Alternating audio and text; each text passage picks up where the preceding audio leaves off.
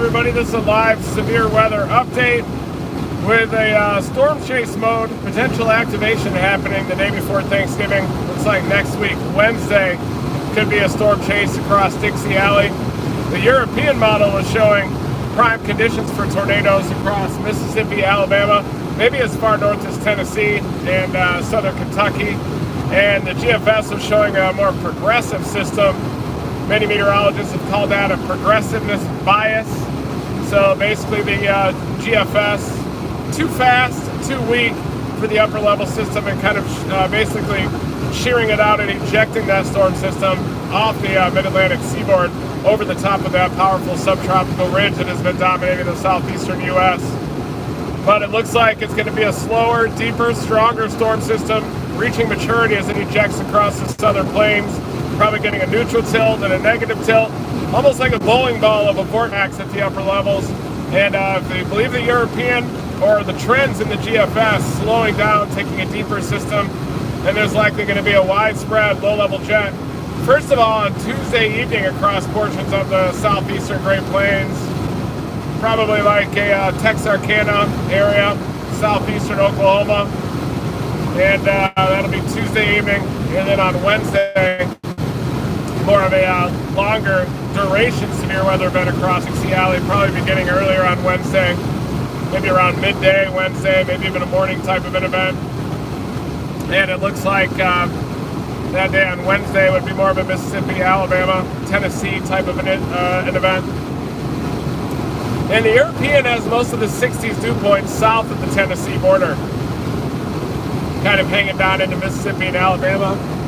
But I do think that as we get a little bit closer into the short-range guidance, like the NAM and the HRRR, the RAP, we get 3-4 days in advance, then I think we're going to see those 60s dew points maybe wrap all the way around that surface low, which is forecast to move northeast across Missouri, then southern Illinois, Indiana, near the Ohio River Valley region, and really anywhere in that warm sector. There's probably going to be favorable conditions for a tornado threat to evolve, even right up to that surface low that is forecast to pass through the Ohio River Valley with a low-level jet.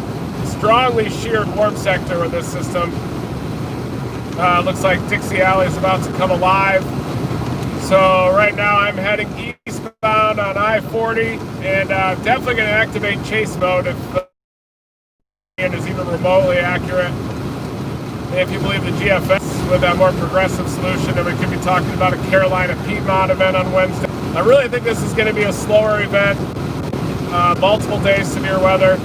Tuesday late night over the southeastern Great Plains, Texas Piney Woods, and then passing into Dixie Alley on Wednesday, where it could even be an outbreak of severe weather. It's been a long time since we've had tornadoes, so it just feels like timing-wise, it feels pretty appropriate to get tornadoes here to close out this year of 2020.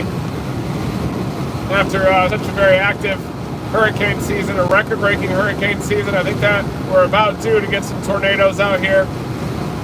A little bit of heat transport upward and to the poles in the atmosphere with some baroclinicity, not just a barotropic environment, which is those environments in the tropics, but kind of the calm before the storm. That's right. See how beautiful it is out here. Little puffy cumulus clouds, temperatures in the 70s. OU Texas weekend is going to be a little bit cooler tomorrow. Temperatures in the 50s, a chance of rain developing. Late afternoon and evening, some showers could move in. So it's not going to be the most amazing day out there for the Bedlam game. Oklahoma State.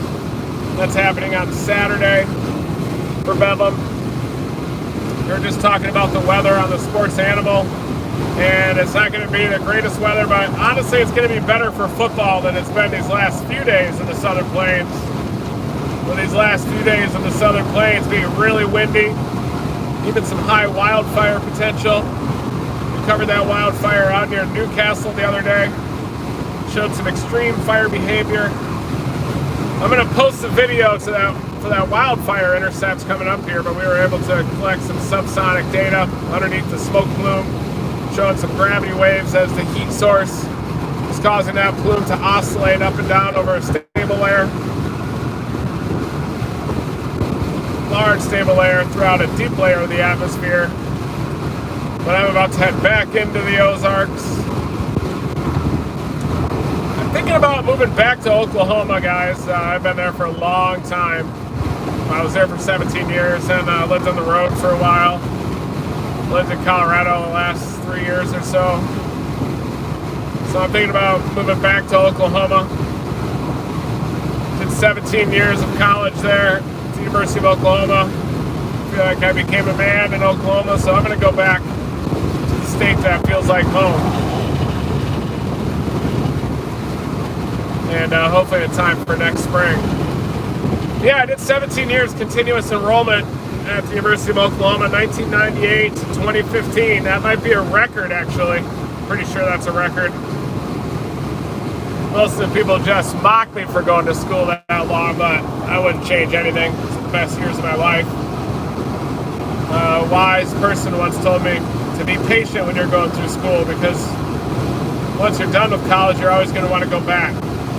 And I definitely feel that, but after 17 years, I wouldn't mind going back to college. Although college is kind of a different place now than it was when I went out there. I definitely feel bad for the people that are at university during these pandemic years. Hope you guys are able to salvage the college experience out there still somehow, but I know that I feel for you. But one thing is, if you want to go to school for almost 20 years, then you're going to outlast the pandemic. And you're going to get that college experience. So I suggest dragging college up for as long as you can. And if you go to grad school, then it's like a job. You get a TA, teaching assistantship, or a research assistantship, and you can actually make a living going to school.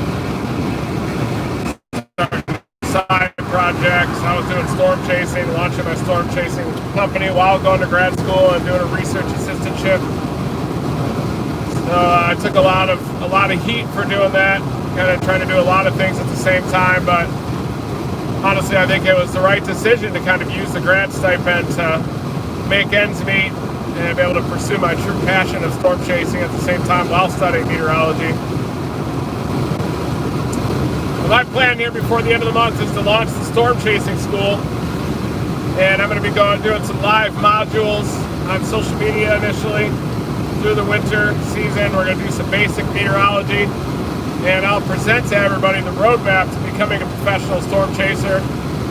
I've lived that roadmap, made mistakes throughout the way, did a couple of good things, but made a lot of mistakes, and so I can share that roadmap and hopefully help you guys that want to be professional storm chasers avoid the mistakes that I made too.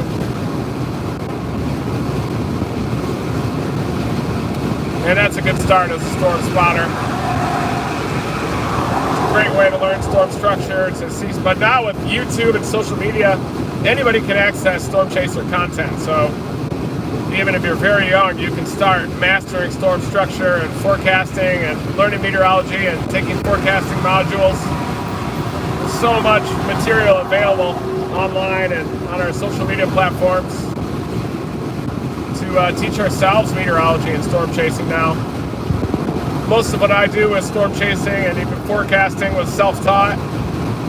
I did learn a lot of derivations in grad school and through meteorology. Some mathematics that's in there too, but a lot of just the ability to storm chase is self-taught.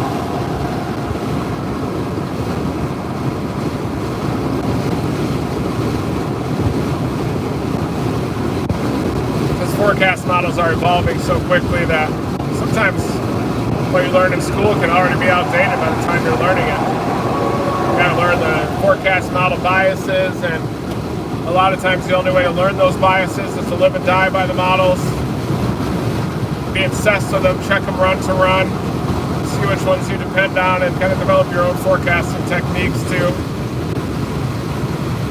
I'm not very good at hurricane forecasting, and a lot of it is a barotropic environment. I believe that the baroclinics are a little bit more challenging for forecasting, but it's whatever you're used to. I'm not great into synoptics either. A lot of the schools in the Northeast and stuff specialize in that, but My specialty is more severe weather, small scale forecasting, tornadoes, chasing tornadoes, the visual side of seeing the storms. Yeah, I can be better at snow forecasting too. I do know the basics of snow forecasting. Trying to derive lift, and you want vertical motion at 500 millibars, which is where those dendritic snowflakes form. So you want a moist environment characterized by lift and upward velocities at 500 millibars to get those big dendrites and get those big snowfall rates. But in terms of forecasting nor'easters and stuff, those are quite challenging just because slight difference in track or a little bit of a warm nose, changing that precip over to sleet and freezing rain can really make a big difference in verification of accumulation forecast. But I do chase a lot of nor'easters. Better at forecasting lake effects. Lake effect snow is probably one of my specialties. Growing up in Michigan there in a lake effect snow zone.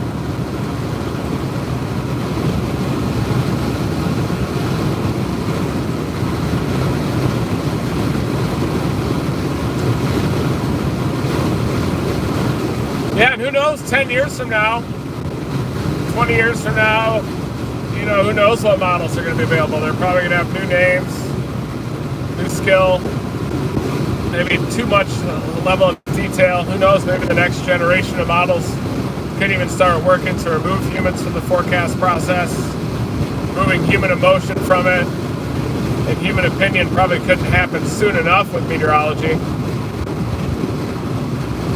But content, capturing content out here, and the human touch with content is always going to be present. That's art. Storm chasing is an art form.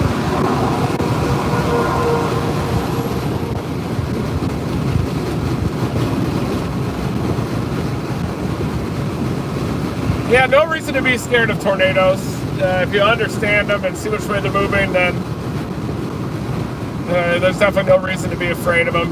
The only time to be afraid of tornadoes is if they strike in the middle of the night or you don't know that they're coming. Information really saves lives with tornadoes, but if you're interested in them, then you learn how to forecast them, learn how to track them down, and then you're not as afraid of them in the end.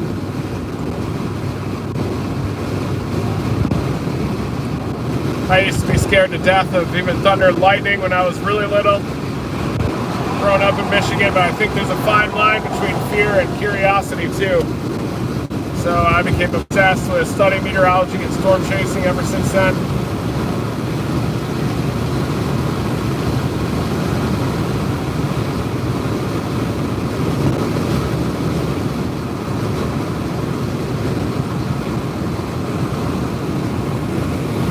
Beautiful day out here in eastern Oklahoma. Nice hilly terrain out here. There's not many places that are more beautiful than eastern Oklahoma in spring. Or the Ozarks in spring, for example, there in northern Arkansas, southern Missouri, eastern Oklahoma. It's a beautiful area. I got my mountain bike on back, so I'm thinking about doing some mountain biking out here. It's going to be after Thanksgiving. I would say a week after next, so it'll be the first module. I want to master it. I'm a bit of a procrastinator, but once I get started on the educational material, then it's going to be happening every week.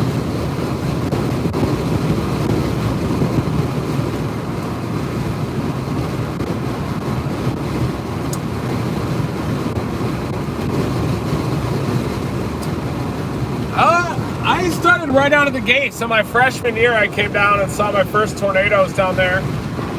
Actually, in fall of my freshman year. October 4, 98 was my first tornado. It was a big outbreak in Oklahoma. And then May 3rd, 99 was that spring of my freshman year, right after a calculus exam. I went out there, intercepted that F5 on May 3rd, 99, and I was with 4 other people, other freshman meteorologists too. We were packed in the soft top geo tracker. And we came around a bend in a forest. We saw the supercell on approach and knew it was a different beast. But we saw the news helicopters flying around the supercell.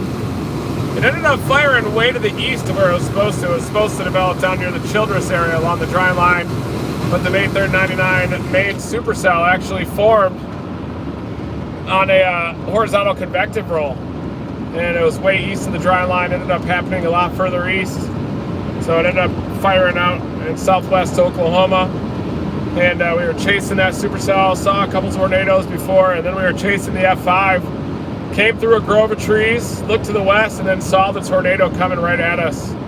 And our first instinct was to get underneath an overpass.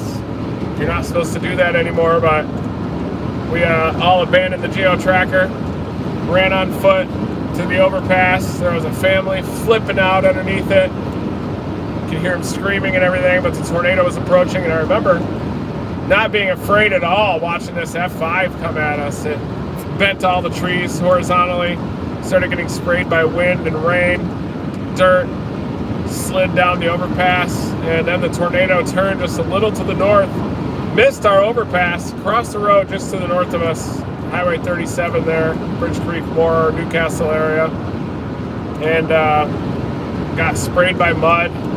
I had no shirt on, ended up losing my shirt somehow.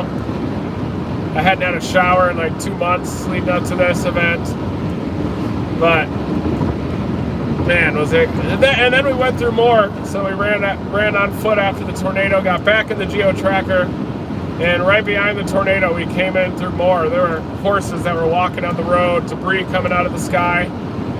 The smell of natural gas was in the air, and you could see people emerging from the rubble just after the tornado went by.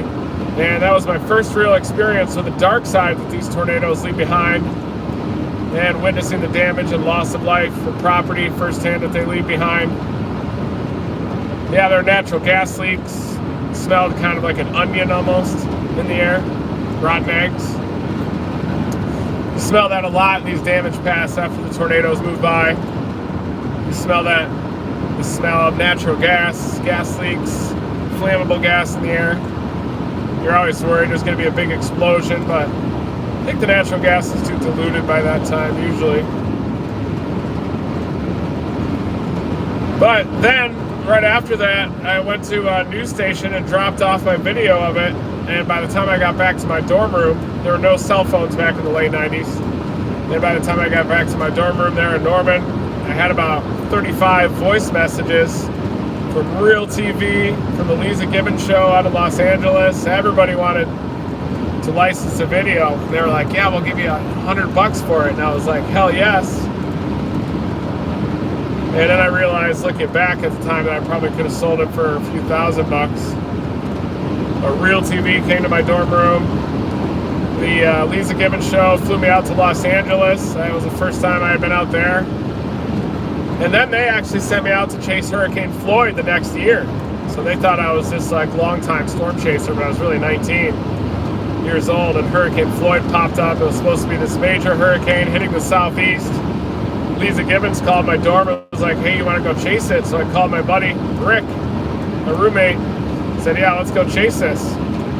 And we immediately went to the airport, flew out to Hurricane Floyd. And when we landed in Charlotte, North Carolina, we realized that we were too young to rent a car.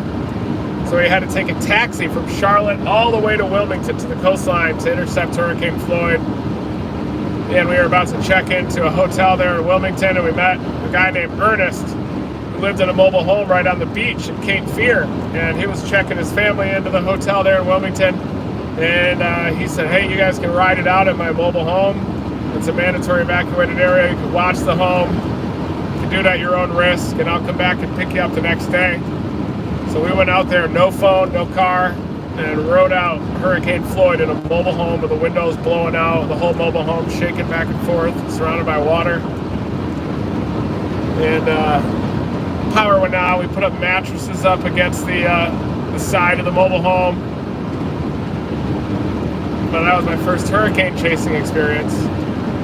Ernest didn't come until later the next day, closer to about noon. He finally came to pick us up, and we were worried we were never going to see him again. And then the flooding came in behind Hurricane Floyd. Historic flooding in eastern North Carolina. And that flooding trapped us out in eastern North Carolina for a while. So I ended up having to drop my political science exam, or my whole class, because I missed an exam when I was out chasing Hurricane Floyd. It's the only class that I dropped.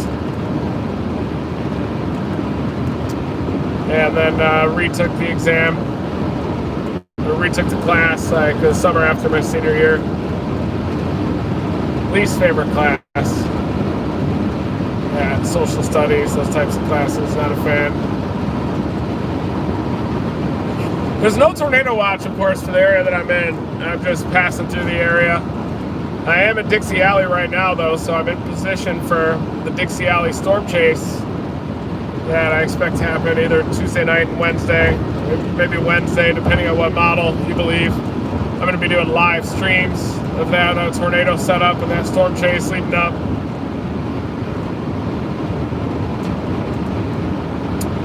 Can't wait to have you guys. The Reed model, yep. The Reed model always indicates storm chase, no matter what. And one thing I've learned storm chasing all these years is to expect the unexpected. So even if the HRRR is showing a QLCS pattern only along the front with no renegade initiation, look what happened just last week in the Ozark region there, northwest Arkansas through southern Missouri. There are plenty of prefrontal supercells. So you really just can't take the HRRR model, composite reflectivity, as the answer key. You got to forecast those environments, understand the environments, and realize that a lot of times surprising tornadoes happen when you least expect it. And if you don't storm chase, you're not going to see anything, that's for sure. Sometimes it can, but the HRRR runs every hour, so sometimes it'll show a QLCS pattern, then discrete modes, and oscillate kind of back and forth.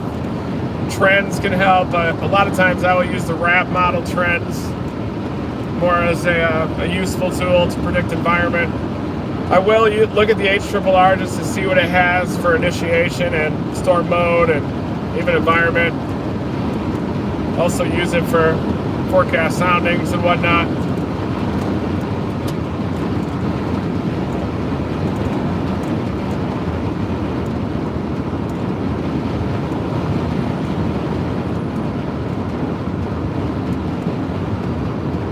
The Dominators, they cost about $100,000 to build each one. So if you want to build a Dominator that is built to spec, that's about what it costs. That's why I'm driving the Dominator 4 now, because I can't afford a Dominator, but I do plan to build another Dominator down the road, whether it be for tornado chasing or an all-purpose vehicle to chase hurricanes. I definitely do have a plan to build the Dominator again. Dominator 5, that'll be. I also want to fix up Dominator 1 and 2, so I think once I move back to Oklahoma and get a space, some type of a garage, I'm going to get to work on that project too, which will be the getting Dominator 1 and 2 back chase-worthy, get Dominator 1, 2, and 3 back out in the field. Right now, Dominator 1 and 2 are at a tornado shelter company in Oklahoma City. Dominator 3 is up in Saskatchewan. Sean Schofer owns Dominator 3. But Dominator 1 and 2 are not chase-worthy right now, but if I could fix them up, get a new engine in there, I plan to get them running again. They're insured. So that's at least some good news. Thank you guys so much for the Super Chat contributions. I'm going to keep exploring using YouTube as a tool for my live videos. Got a new Verizon MiFi unit with unlimited data too, so I can stream a lot off that and stream a little bit more to all platforms, including the educational content.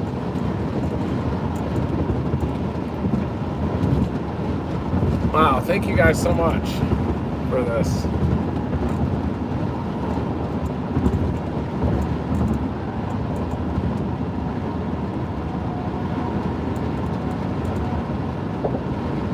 Hi, Vicky. Hi, Bobby.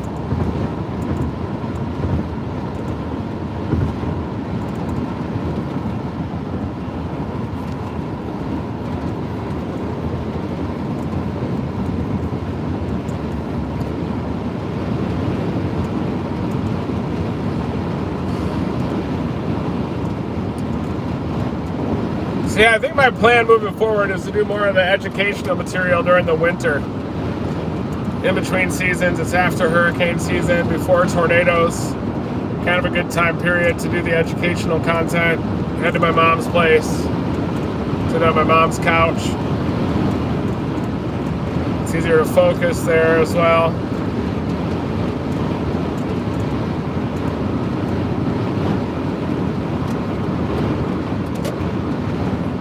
Probably have to stream it during the evenings too, just in case there are people that have class during the day and stuff. I'll try to make sure that I stream my content during the evenings.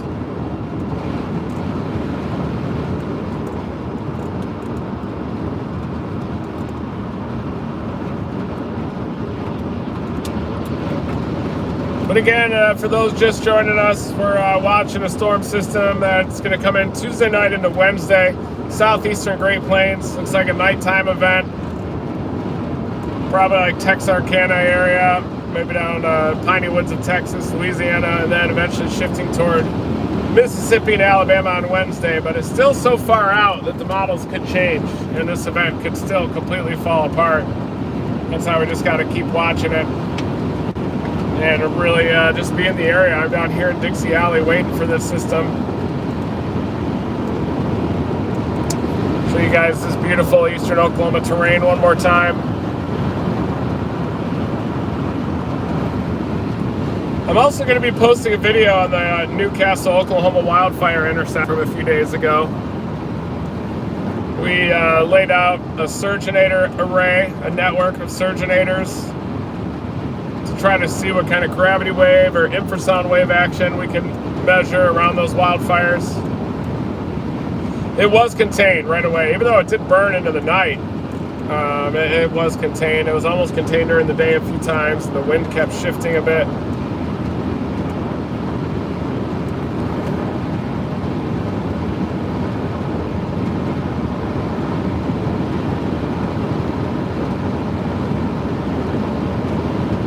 Just down in this area, chasing tornadoes on April 22nd, earlier this year in the spring. Big outbreak happened. Got that tornado near Wapanuka.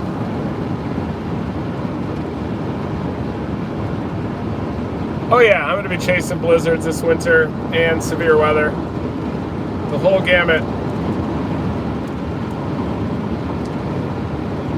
Well, 2019 was incredibly active in Tornado Alley for tornadoes. 2017 was a big year. 2016 was a crazy year. 2015 was nuts. Kind of an El Nino spring. So tornadoes are definitely still happening in Tornado Alley. I can promise you that. Well, thank you, Jamie. Never stop chasing. The fire was a couple days ago in Newcastle, and I'm still going to edit that video, edit that clip. Shot more of a series type with some kind of in-vehicle interviews, OTF interviews and stuff, so doing kind of more of some webisode type content.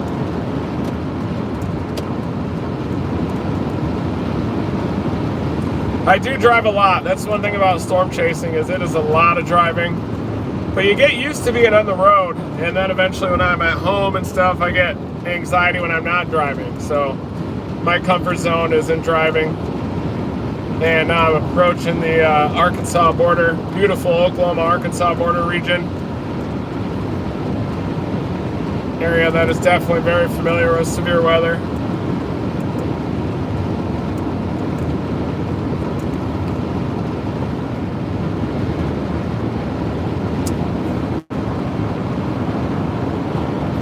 One thing is if you're driving a lot, you just keep driving around in circles, just drive nonstop. Eventually you're gonna see some crazy stuff. Whether it be a tornado or maybe a crazy snake, you're gonna see some crazy stuff.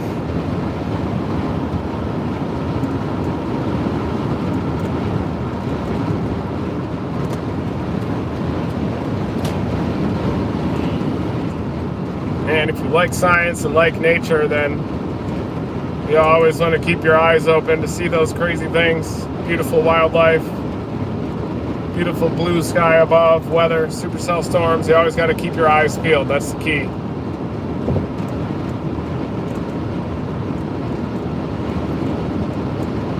Yeah, and you always wake up. Sometimes it takes you 20 minutes to figure out where you're located. But I'm thinking about even getting an RV and going pure mobile here pretty soon. And then just taking the RV around to the different seasons, the different storm areas. Maybe towing Dominator 4 behind it. Doing science, pumping out papers. Yeah, well, right now I'm in Dixie Alley, so I'm just approaching the Arkansas border. I consider far eastern Oklahoma to be Dixie Alley instead of Tornado Alley.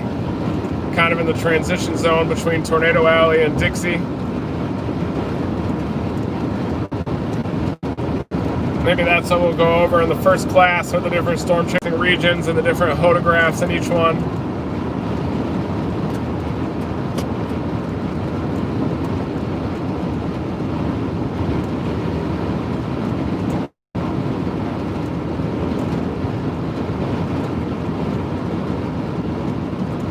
Oh yeah, I've seen 3 or 4 different EF5s, probably more than that, but 3 that were rated officially in EF5.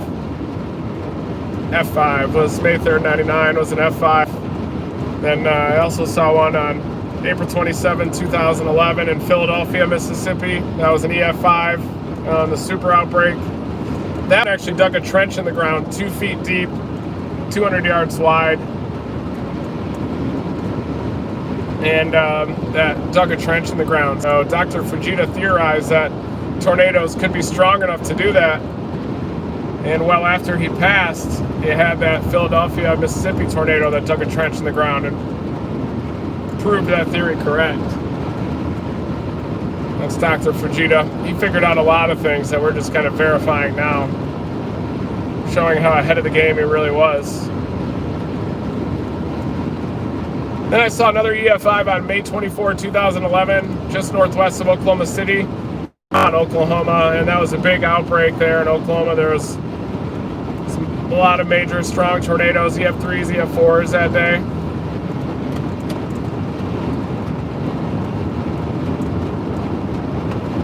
So I've seen 3 officially rated EF5s, and I think I've seen more too. El Reno was obviously an EF5. That was in 2013, even though it wasn't rated that. I did miss the EF5 in 2013 that went through more. I was on a storm to the south of that, a little bit closer west of Pauls Valley way. It's kind of down near west of Lawton even initially. That was a mistake. But that year was a crazy year in 2013. The Bennington, Kansas tornado. A couple days before the El Reno tornado was another one of the strongest tornadoes I've ever seen. And somehow that didn't get rated an EF5. That was rated an EF3.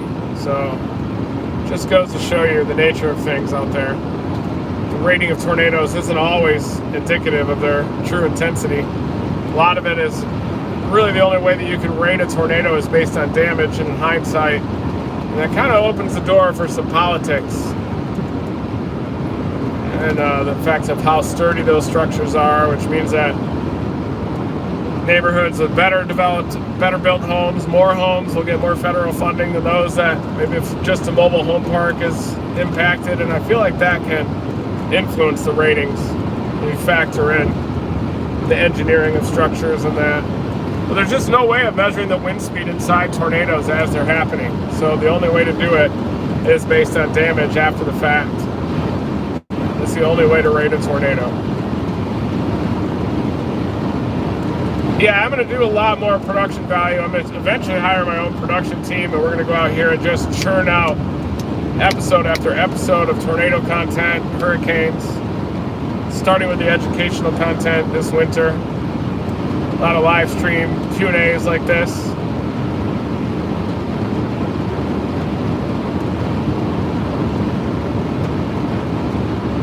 Yeah, the mobile radar measured winds that were consistent with an EF5 tornado in both the Bennington, Kansas tornado and the El Reno, Oklahoma tornado. And both of those tornadoes were given a preliminary rating of EF5, and then they came back down to an EF3 once they realized that the engineering of the homes wasn't sufficient to justify an EF5 rating. I did chase November 17, 2013 in Illinois. I saw the Washington tornado. Saw two right next to each other, but I was a little bit far away from it. I was going through a rough patch of life at that point, so I kind of messed it up. Should have been a little bit closer to that tornado, though.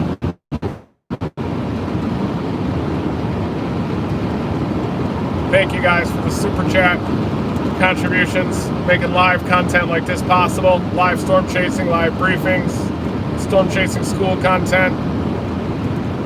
I gotta decide whether to do the content purely live. I guess I'll do it live, record it, and then re-upload archive versions of it. That's gonna be the plan.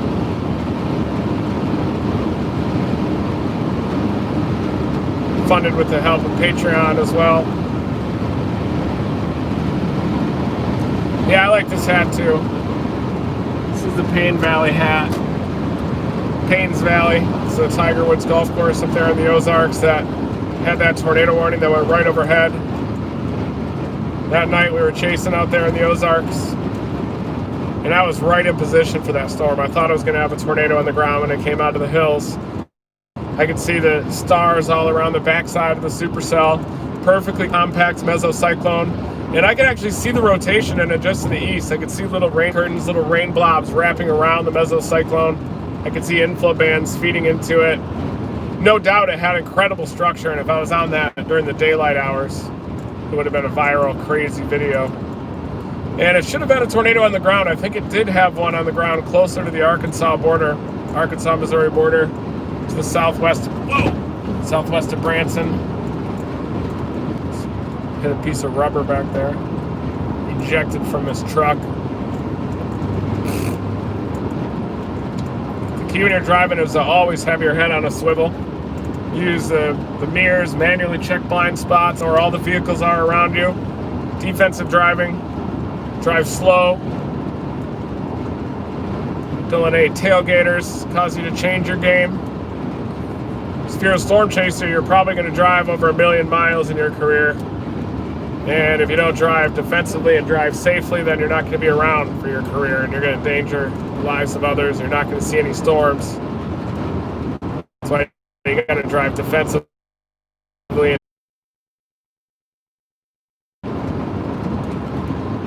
wasn't always the case like that. When I first had my Mercury Topaz, 1991 Topaz down there in the backyard and catch air with it. Bill flew through the air though. Chase on Wednesday, Giz.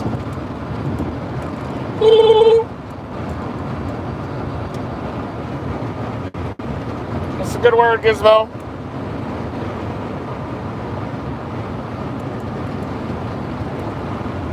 You're looking at the #1 storm chasing dog in the world, right here, Gizmo.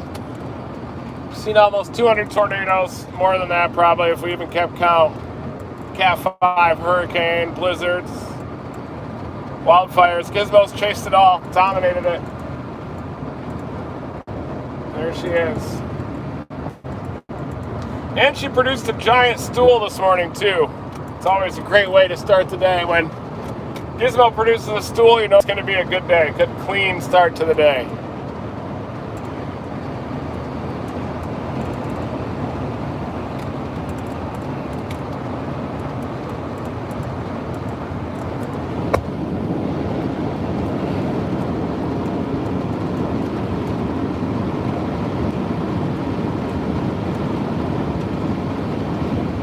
I don't think SVC would have anything out yet. Well, I guess, yeah, today. Probably should in the long range. I haven't looked at the SPC to see if they have anything out yet. The day 5, day 6. It's a little bit on the long edge for them to issue a well-defined outlook, especially with the model discrepancies between the GFS and the European, but everybody's pretty well aware of the progressive bias that the GFS has, kind of taking a too fast system that's not quite as deep, shears out over top subtropical ridge to the east of it, and then we end up with a severe weather event like what we had there in the Ozarks last week.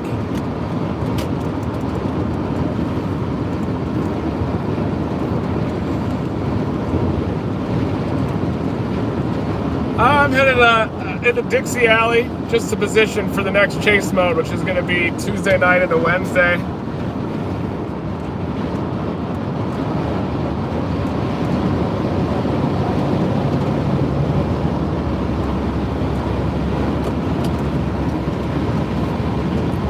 I cleared coronavirus and basically Halloween to the first week of November.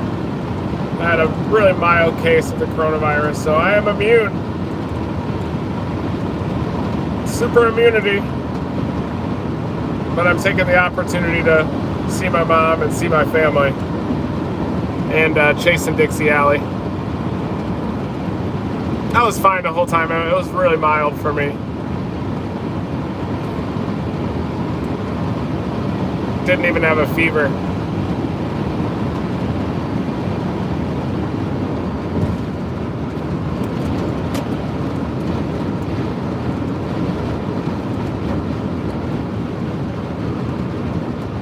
Yeah, I know Tromba Marina, water trumpet, water spout, Tromba Marina. I know the water trumpet, water trombone.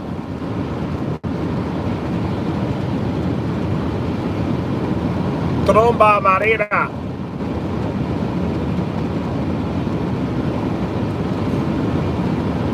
Yeah, that's the name for water spout. That's Spanish for water spout. Tromba Marina.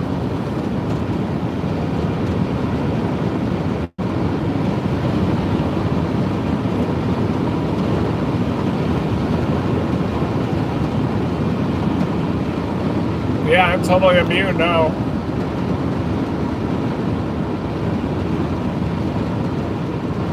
Feels good. Still got to take all the same precautions though.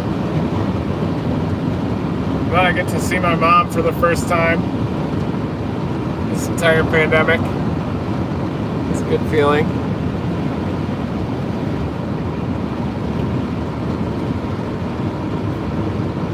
Crossing the Arkansas River here. Beautiful Arkansas. I've done this drive so many times on I-40.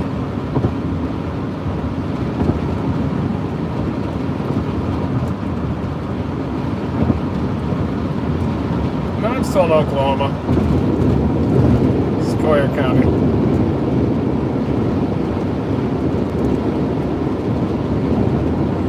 Lake Tenkiller.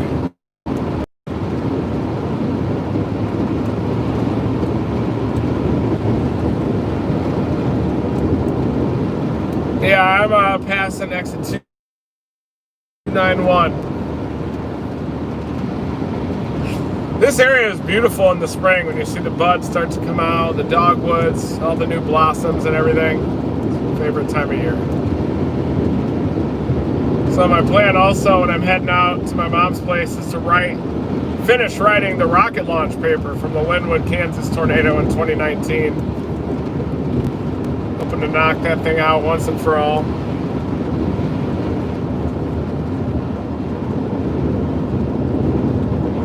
And Gizmo needs some hydration, it appears. Gotta get her some water.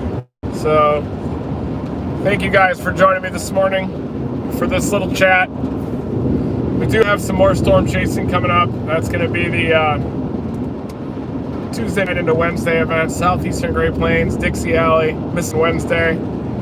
And we'll keep a very, very close eye on it. We'll be chasing live.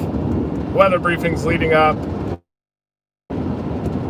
And I hope you guys have a great rest of your day.